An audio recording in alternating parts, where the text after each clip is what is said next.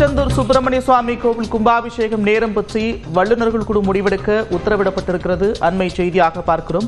கூடுதல் விவரங்களோடு செய்தியாளர் கருணாகரன் இணைகிறார். கருணாகரன், விவரங்கள்.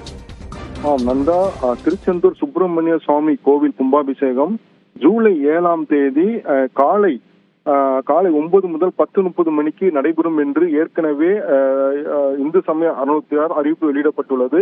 இந்த சூழலில் அந்த திருச்செந்தூரை சேர்ந்த வீரபாக மூர்த்தி என்பவர் உயர்நீதிமன்ற மதுரை கிளையில் ஒரு பொதுநல மனு தாக்கல் செய்திருந்தார். அந்த மனுவில் இந்த இதே நாளில் நடைபெறலாம், எந்தவித ஆட்சேபனையும் இல்லை. ஆனால் அந்த முகூர்த்த நேரத்தை மாற்ற வேண்டும். அதாவது மதியம் 12:05 மணிக்கு மேல் 12:47க்குள் அபிஜித் முகூர்த்தத்தில் நடத்தப்பட வேண்டும். அவ்வாறு நடத்தினால்தான் அனைவருக்கும் நலமாக இருக்கும். இதற்கு முன் இதுபோன்று நடத்தாததால் பல அரசியல் மாற்றங்கள் மற்றும் ஆட்சி அதிகாரங்கள் மாறியுள்ளது.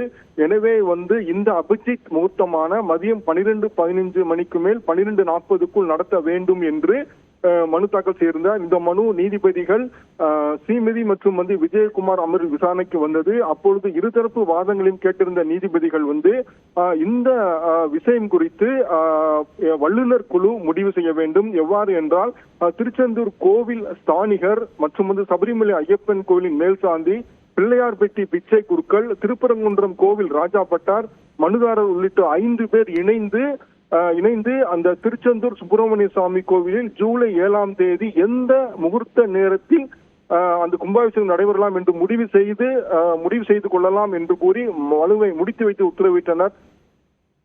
நந்தா, நன்றி கருணாகரன் விவரங்களுக்கு.